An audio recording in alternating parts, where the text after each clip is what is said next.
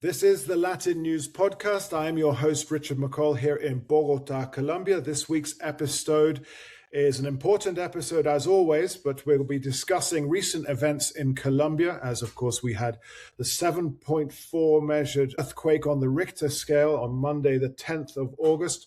We're going to be speaking to Glaeldys González, who is the Andean Analyst for International Crisis Group. The idea is to bring in some of recent events in Colombia. And of course, this is the new president's first week in power. So we get to discuss a little bit of his mandate, what he's planning to do or what we expect him to do regarding the Colombian situation, the Colombian conflict. And Crisis Group have a new report out called From Total Peace to Iron Fist, Colombia's Risky Turn to Hard Security. So Glaeldys, welcome back on the LatinNews Podcast. Thanks so much for the invitation to be here. It's an absolute pleasure because last time we spoke, it was a few years ago, and we were discussing the issues in Ecuador, obviously sandwiched in between the two major coca producing nations of Colombia and Peru, and we discussed issues taking place there. But today it's all about Colombia. Where were you when the earth shook yesterday or on Monday, the 10th of August? I was here in Bogota actually doing some laboratory exams, so they were taking out my blood at the moment. Fortunately, they had already finished seconds ago, so we were able to evacuate soon. I'm glad you're unaffected, obviously not like Western Colombia, where the epicenter in San Jose del Palmar in Chocó. I believe that the depth of the earthquake was around 88 kilometers, maybe more. But due to that depth is the reason that we felt it so strongly here in Bogota. Ordinarily, it wouldn't really affect us. And of course, the duration was 4 minutes. Perhaps you know some more about what's going on. As we go to recording this, I've seen that fatalities are almost 200 people as we're recording, and it's absolute tragedy, lots of infrastructure damage. From your perspective, from International Crisis Group, how may this earthquake affect humanitarian efforts in these disaster zones? I think this will unfortunately add another layer to the already existing grave humanitarian crisis in the country, which is the worst in the last decade. So this will add another element to that. Right now, it's also the first challenge that the new Abelardo de Espriella administration is facing. Is also shifting the agenda towards addressing this issue, providing response, rescue, and then recovery. That will be more of a medium and long-term policy. So all the efforts right now are on the earthquake, on the attention to the earthquake. So that will definitely has put other issues that the administration has said will be prioritized, such as security and addressing the health crisis, for example, more on the sideline for the moment. But as I said, this adds to already grave and deep humanitarian crisis in the country. And the country will need also to address this and add this element to other types of affectations, such as displacement, recruitment, and other types of affectations that the criminal groups are already engaging in. So it will definitely have a huge impact for the next administration. In terms of displacement, obviously these are people now displaced by a natural disaster. Colombia is no stranger, sadly, to natural disasters. And of course, recruitment of children by armed groups, recruitment of adults by armed groups. Is it shown that after issues of this type, that armed groups can take advantage of this situation in order to increase their rank and file or increase their control over various regions?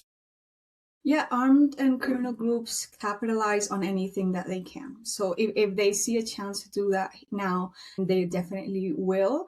If the state response is weak and people are left with no attention at all, no pathways to have access to health or other types of services, they will definitely turn to criminal groups where they live. So this will definitely benefit them in that way. And it also, I think the extension or the proportion of this will also depend on the state response and how the state handles the issue moving forward. How do you see this new government? Of course, Abelardo de la Espriella was sworn in as president this past Friday, 7th of August, and 10th of August, his first major challenge, obviously, this earthquake. How do you see, because he campaigned a lot on security, he campaigned a lot on numbers of cabecillas or heads of criminal groups being, I guess his word is neutralized, which is, of course, killed. Did you see his model changing after this earthquake, or do you think he will continue down this road? This is addressed in your report, I believe. Yeah, I think that we can expect that to continue to be that same idea or messaging that came from the campaign, and now that was also very present during his first speech before the military in Cali. And so definitely the military will have a central role as part of his security policy, and this military-led crackdown and mano dura, as we say here in the region, I think he will definitely move ahead. That's his biggest campaign promise, to bring an end to all these criminal groups. He has also talked about different deadlines for criminal leaders to surrender to justice in 30 days and 90 days for the first huge results to be implemented in terms of captures of 10 criminal leaders and starting the building the 10 MegaPrisons in different parts of the country, the restarting of forced coca eradication. So there's also different deadlines that they're working with, and now time is moving against their favor because of these other elements that have come up. Interesting that he should choose 90 days when presidents tend to be judged on 100 days, but he's chosen his 90 days.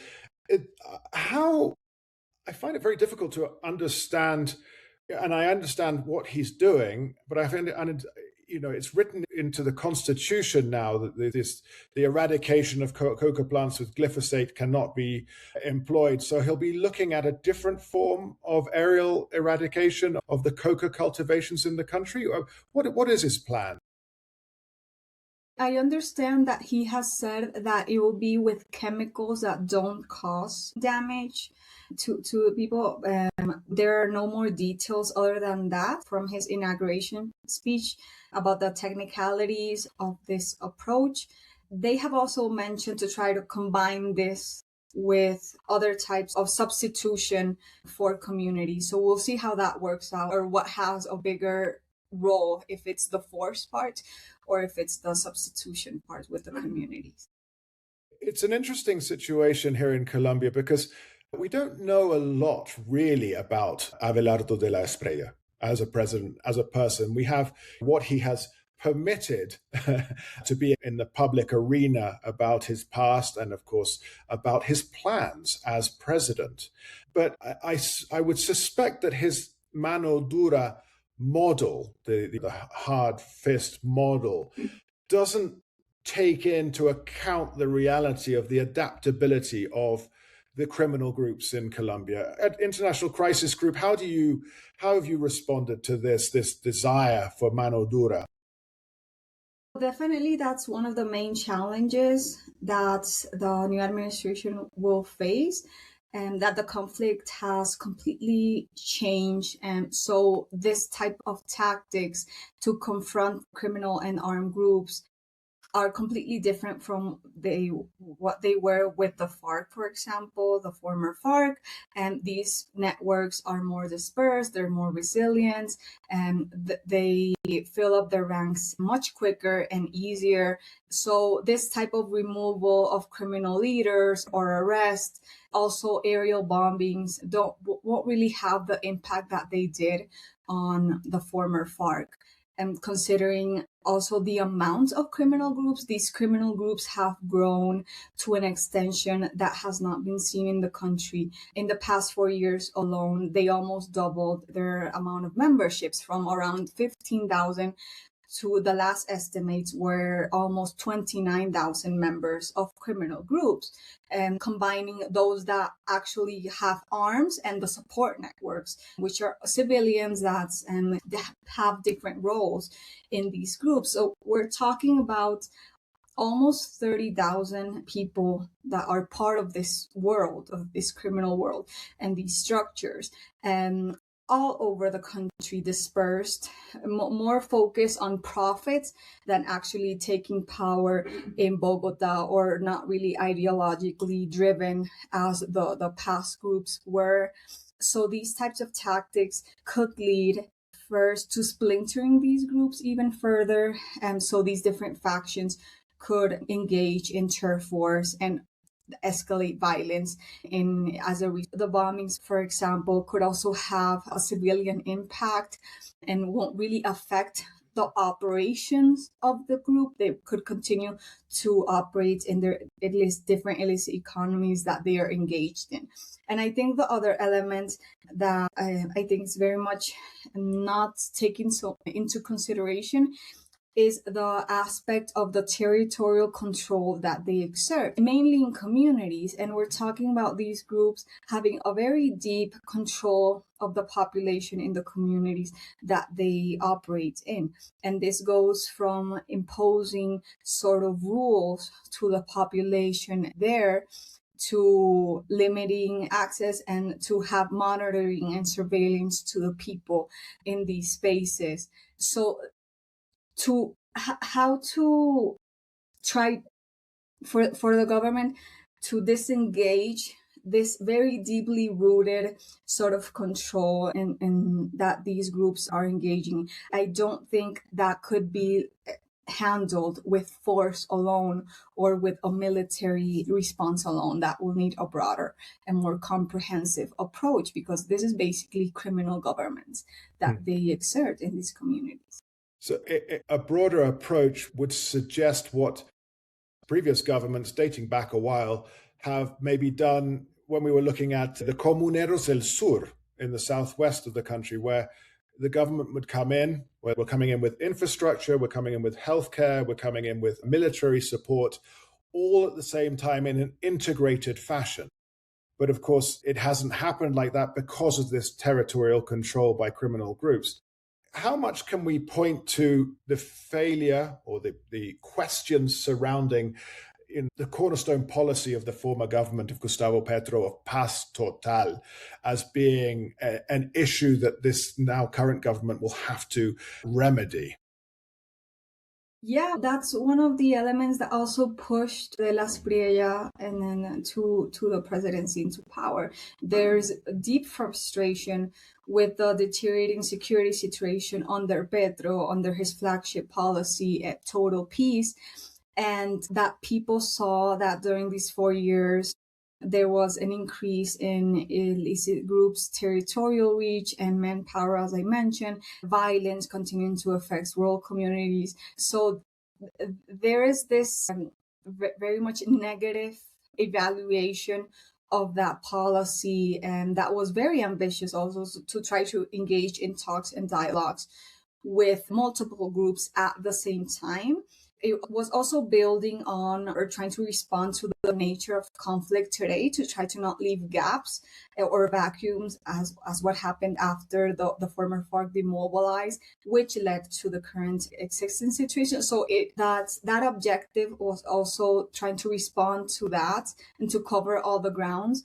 But definitely we have seen that Abelardo de la Espriella built on the flaws, and that also resonated with a lot of the citizens in many parts of the country to support his mano dura policy and this approach that people see that would restore authority, that criminal groups would face consequences. So it's pretty much a rhetoric to reverse Petro's approach and Petro's agenda.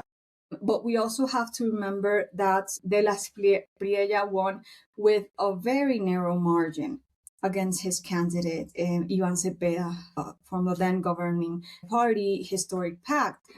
So he also has a divided country to lead. half of the country is not supporting or didn't demonstrate a support to this sort of security agenda or this approach. He also has a fragmented Congress, will rely on different right-leaning parties for support. So there's also elements that he has facing against him and half of the population. This type of approach or this type of engagement with armed and criminal groups, also considering the country's past, with very dark moments in its history, with the cases known as false positives, where innocent people were killed or disappeared to be marked as figures or advances in the security.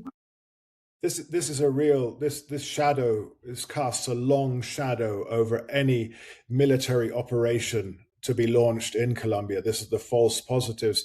And of course, the two options in the presidency were or like an extreme humanitarian in Iván Cepeda, and then of course the mano dura, and almost, would you say, a Bukele-style model for Abelardo de la Espriella? How much does Bukele have as an influence for Abelardo de la Espriella, the El Salvadorian president, of course? Yeah, I think Nayib Bukele's model in El Salvador is central also to the agenda that Abelardo de la Espriella is trying to implement here in Colombia. Mainly the part of the MegaPrisons and these 10 MegaPrisons that he has promised to build, considering what happened in El Salvador and the deep drop of homicides and violence, and that the country completely changed with this policy. So it's very much central to it. And I think it goes beyond Abelardo de la Espriella. We have seen some sort of replicating of this model in other countries of the region, in Ecuador with Daniel Noboa. And this has resonated a lot with different right-leaning candidates. But I think that they leave out a big part of the model. There was an aspect of negotiation with criminal groups that eventually led to the reduction of homicides. But that conveniently left out of the conversation of a part of the policy and focused on heavy hand and order and on the MegaPrisons. This is an interesting one. You bring up a comment about Noboa, President Noboa in Ecuador. And since this Monday's earthquake, we've had an outpouring of solidarity from like-minded governments in the region. I've seen President Milei has offered help. President Noboa has offered help. I think President Cast has offered help. So this right-wing ripple has really come up in support. It wouldn't have been the same, I suggest to you, if Iván Cepeda had won. Well, I really don't know how it would have been with Cepeda or how that would have played out. But the element of ideological alignment is definitely present. And all of these presidents had representation in the inauguration. So there's also that sort of building this agenda with right-wing administrations in the region that right now that has faced a huge shift to the right, also aligned in this group of countries known as the Shield of the Americas. That's very much, a country is very much aligned in how they should address security and how they should address violence and criminal and armed groups under the command or leadership of U.S. President Donald Trump. I forgot to mention, of course, President Keiko Fujimori as well, and she was also present at the inauguration. This alignment in the region is going to be very interesting how it develops over time, certainly. But I'm also, we talk about the Shield of the Americas, of course, the U.S. government leading this. Let's talk about relationship with the U.S. Of course, Abelardo de la Espriella himself is a U.S. citizen and very much made a lot of noise about this during his campaign. And he basically said that he will be the best ally to the United States and beyond. How do you see this relationship with Donald Trump, President Trump, and of course Marco Rubio in the United States? Is this a favorable thing for Colombia, or could it create some questions down the line? Right now, the agendas are completely aligned, and they have showed that or been very vocal about that even before the elections. Trump showed his support for Abelardo de la Espriella consistently before the second round, so that definitely is his candidate and his preferred leader to assume the presidency in Colombia. And there's very much a close and clear alignment in what respects to counter narcotics, illegal migration, and how to handle the issue of drug trade and the threat of increased armed and criminal groups. So I think that the working relationship would be very efficient in that way, that they will have very close communication. The US, following the inauguration of Abelardo de la Espriella, also pledged for a cooperation package for support and security. I think around $1 billion, if I'm not mistaken. Yes. So that also adds to how we would see this take shape, and very close alignment and financial support, intelligence sharing, and other aspects that have always been present between Colombia and the US.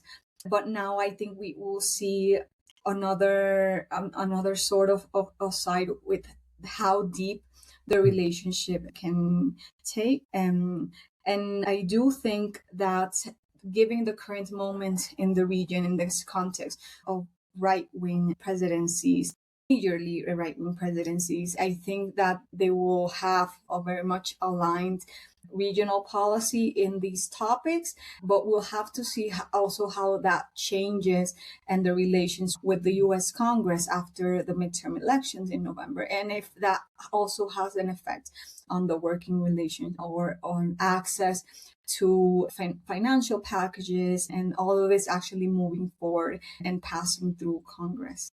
Yes, of course, the November midterms are absolutely key. It's fascinating to watch it from here in Colombia because the futures are inextricably bound. And as you said, there has always been a close relationship in intelligence sharing and, of course, aid and financial aid and beyond between the US and Colombia. Of course, that came under pressure in the last 4 years of the Petro presidency due to basic ideological differences, quite fundamentally basic ones. But I guess we're back into normal ground. We can understand, although, as you say, it's probably much deeper now.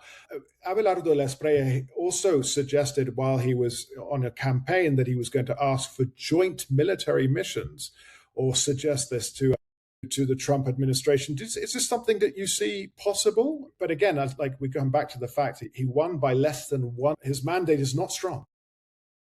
Yeah, I do think that could be something to be evaluated. Also considering if this would lead to pushback or opposition, demonstrations, or any type of unrest or discontent with that policy. But we have seen this sort of tactic with these joint operations being extended in other parts of the region. And I don't think that Colombia would be the exception in that way. We saw that in Ecuador, and we saw that deepening type of collaboration that materializes in these sort of joint operations to be more and part of everyday type of partnership with the US. We have also seen that these strikes against the boats in the Caribbean and the Pacific continue.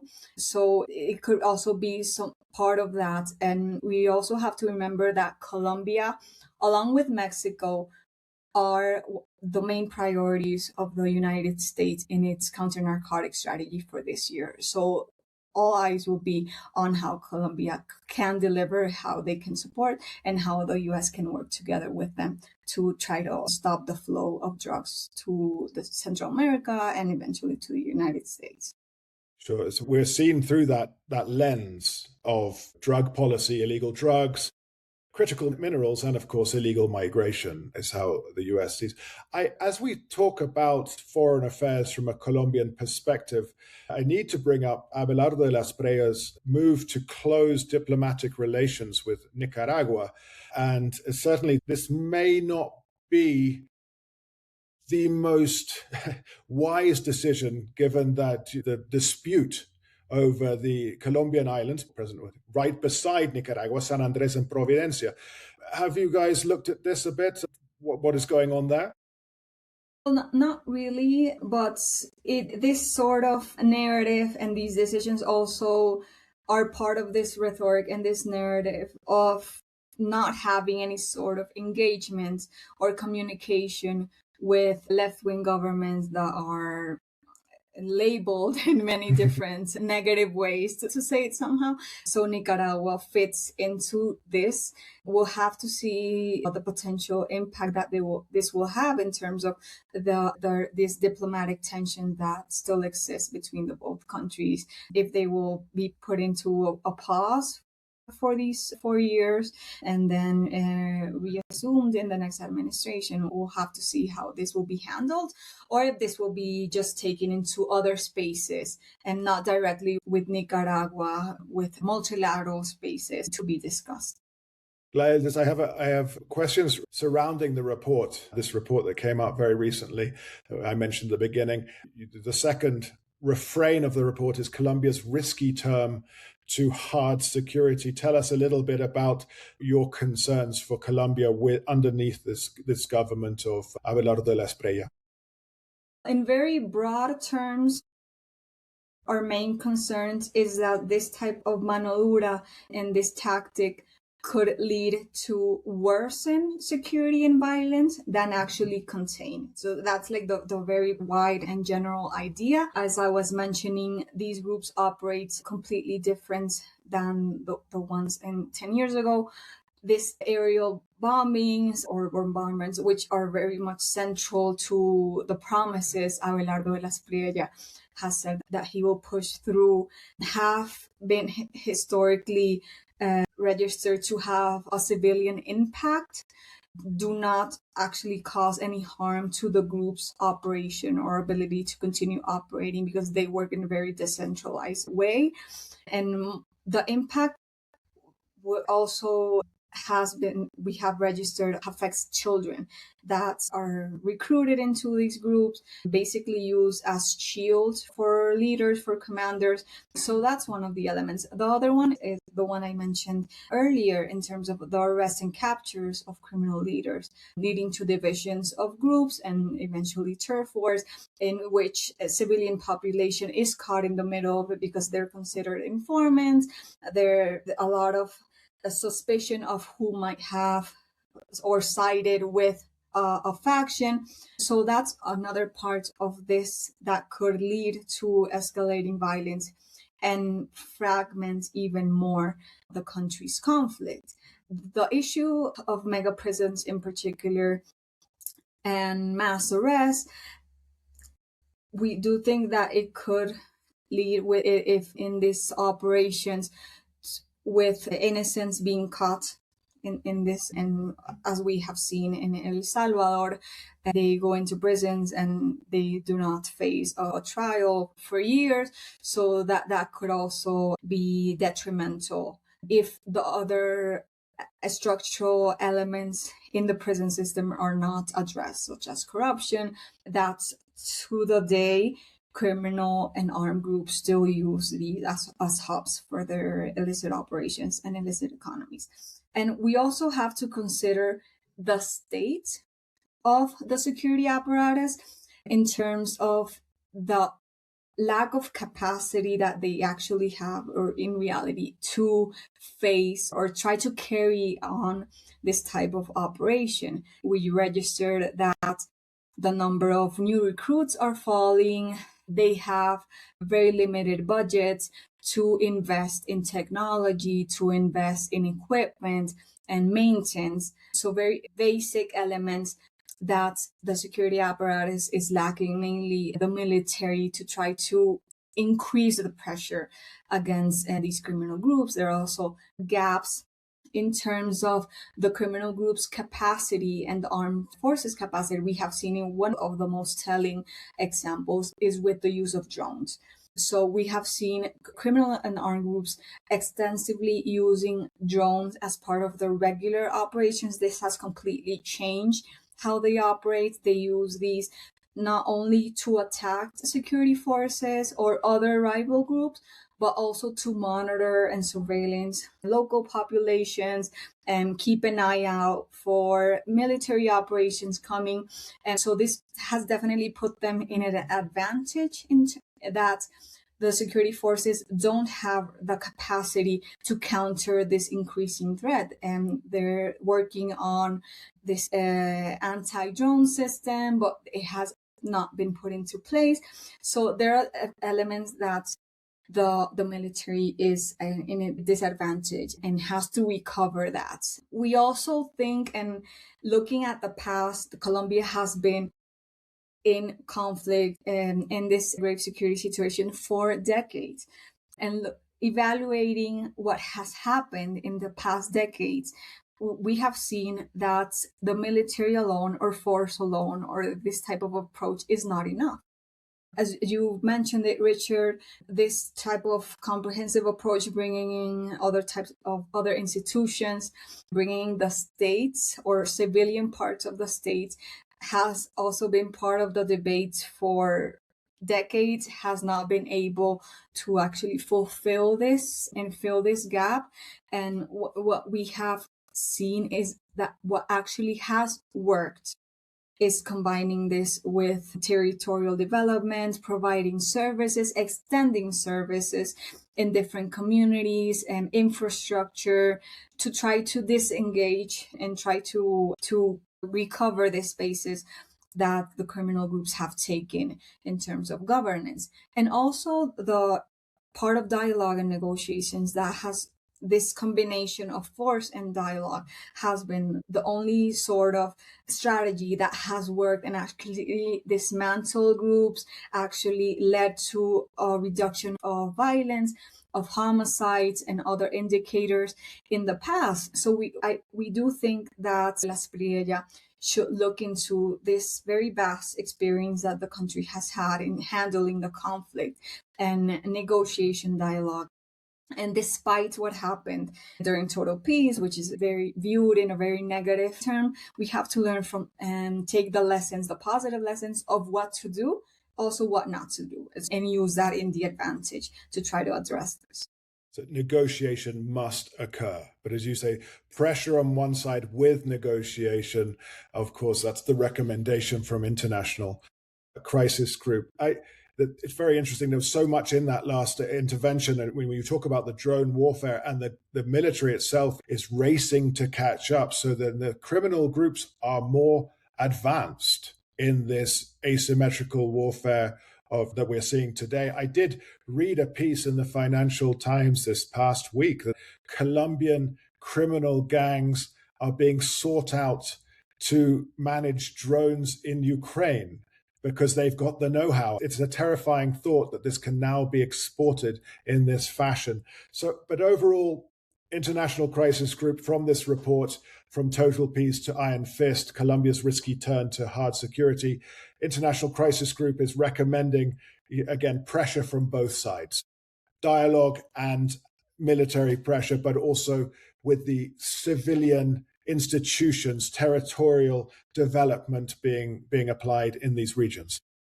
Yeah, and also considering these limitations that the security forces have that I mentioned, using or having a more effective approach towards these groups in terms of using intelligence-led operations that actually have or will impact the group's operations and not just like the lower ranks, which the groups can easily fill by the next day. And so that actually impact their finances and their networks. The part of intelligence is very central. So also strengthening the military and the security response so it can be more effective considering the limitations. We also think that's one of the main elements that is missing is rural policing. This civilian and security aspect that will be closer to communities and to local communities, mainly in rural spaces, that could have a more permanent presence there, because the military can't be at all places and at all time in the country. They also have limited members. So we think that this could eventually help or bridge this gap where they're state present and build this trust with local communities and this relationship for decreasing armed and criminal groups' influence that could also play into this, as I said, with better use of intelligence and without leaving out dialogues and talks eventually when you have the groups at a disadvantage, as what happened with the former FARC. Yes, of course, leading to the dialogues and then the accord signed in 2016. Glaeldys, thank you so much for your insights and for sharing the findings in the report. You can find it on the International Crisis Group website. That's From Total Peace to Iron Fist, Colombia's risky turn to hard security. Definitely some important recommendations found there. I've been talking to Glaeldys González, who is the Andean Region Analyst for International Crisis Group based here in Colombia. Thank you so much for your time and your expertise. Thanks so much, Richard. It was great speaking with you again. It's been an absolute pleasure. I've been Richard McColl for the LatinNews Podcast here in Bogota, Colombia. Remember, of course, you can subscribe and never miss an episode. We're on YouTube, Spotify, iTunes, SoundCloud, and wherever else you choose to get your podcast. Thank you again.